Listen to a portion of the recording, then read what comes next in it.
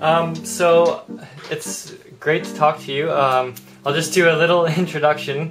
I'm Fritz Stammberger with islandonlinenews.com, and today I'm talking with Kerry Cassidy, the founder, one of the founders of Project Camelot, and I am slightly in awe of talking to you because I've been watching your work for the past 4 years, and I'm just really excited to finally be able to talk with you a bit about what you've been doing with Project Camelot, which is some amazing work. And so maybe for some people that haven't heard of Project Camelot yet, could you just maybe start with telling us briefly what it is exactly and what you've been doing over the past 4 years? Okay, well, this is kind of fun. I haven't done an interview over video at all, using Skype. And I'm actually starting to maybe do this with, I think we're going to do Dr. Bill Deagle. I just was announcing it on my website on Monday next week, May 10th. So this whole thing is starting to be a lot of fun because it's really easy to do a video from your house where you don't have to carry the equipment and do all that stuff, which is, of course, what we do in Project Camelot. We usually travel long distances and, set up the camera and, all that stuff. So this is very easy. As far as Camelot, well, we started over 4 years ago, and initially I was a frustrated filmmaker, in case you can't tell. And I was working in Hollywood, bless you, as an independent producer. And I was packaging projects and writing screenplays, sci-fi screenplays.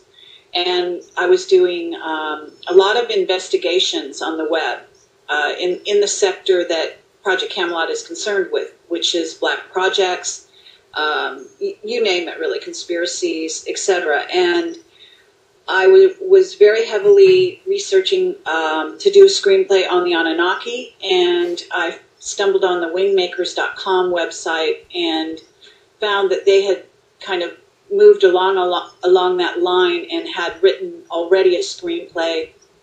They were a cult website that dealt with that subject matter.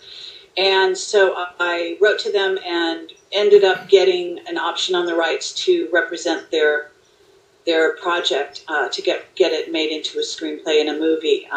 They had interest from some very substantial filmmakers in Hollywood. However, the screenplay that was written was really not true to the story. And so I pitched that they really needed to sort of start over and get more true to the story.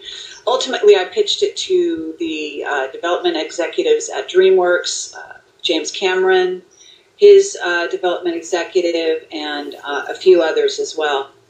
And got nowhere and found out that basically I had no track record in Hollywood, even though I'd worked there for about 19 years in various capacities. But to break through the glass ceiling was very difficult. So I picked up a consumer-grade camcorder, and I just started attending UFO conferences and doing sort of off-the-cuff interviews, just guerrilla style, just walking up to people and mainly speakers at the various conferences. And this is how I met Bill Ryan, my partner in Camelot. He was a person that was representing the Serpo.org project Serpo, and he was the webmaster, and that's how he got involved in it. And I interviewed him simply because there was no whistleblower that I could actually interview, because all those people were basically DIA agents, and they were behind the scenes, and they weren't coming forward, and they wouldn't even acknowledge who they were, who was responsible for the material.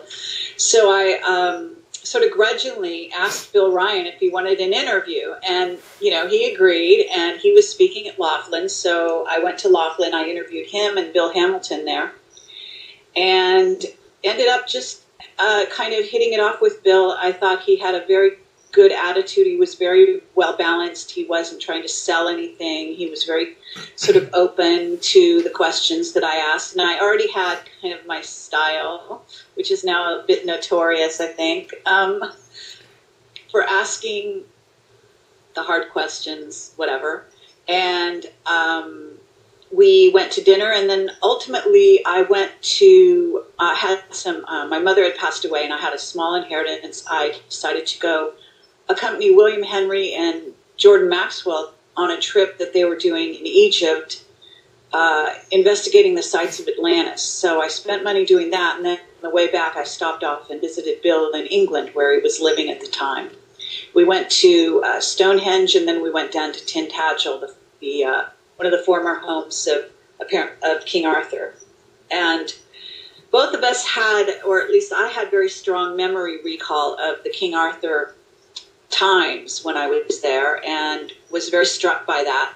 So that ended up to be what we decided to do with pooling our talents. In other words, he was a webmaster and a writer, and I was a writer and a filmmaker, and we decided that we wanted disclosure, and we wanted it now, and the best way to go about it was to do exactly what I was starting to do, which is to shoot interviews with people, more or less guerrilla style, not to stand on ceremony, not to have to, worry about quality of the video and the audio and all this craziness, but just do it and possibly break through and get the truth out there. So that's how Camelot started.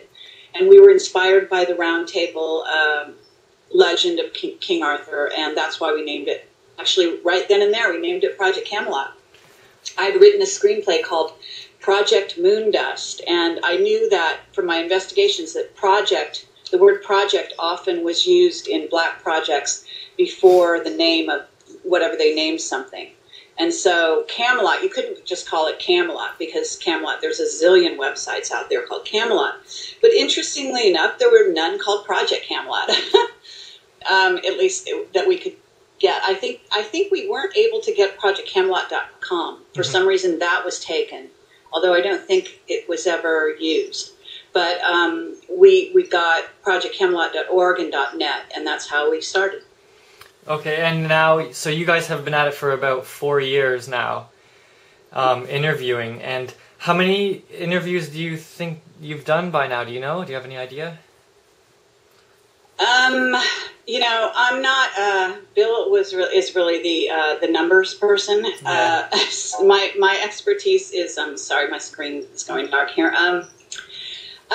So I don't know. I know we have over 100 hours of footage, and we've also got audio interviews, and I've got radio shows that I do on a weekly basis and have been doing on and off for the past year. And on top of that, we have some written interviews with whistleblowers that didn't want to come forward on video or audio. Okay. So we really have a substantial amount of material. Yeah, I'd say. And so maybe you could just tell us briefly about a few of the more interesting whistleblowers that you have spoken with. Who do you think is some of your favorites, I guess, that you've been talking to? Well, the most important. I really would say that Henry Deacon is always a favorite, and he's always been very close to both our hearts, I think. He was one of our first whistleblowers, believe it or not, and he was also one of the most substantial to date. His background, we ended up getting to know him very well. We spent hours and hours with him. And Bill actually spent more time with him than I did, but we both spent a substantial amount of time with him. We investigated his background, went close to his former place of work, had interaction with some former people that worked with him, and so on and so forth. And eventually he came out under his own name, which is Arthur Neumann. And I guess the rest you'd say is history. He did go on stage in Barcelona with, actually he went on stage on his own, and I accompanied him simply to give him moral support at the time. But he did announce that he had been on Mars, right at the end of Bob Dean's speech, talking about Mars and how there was a base there and so on. And that was an incredibly brave moment for him.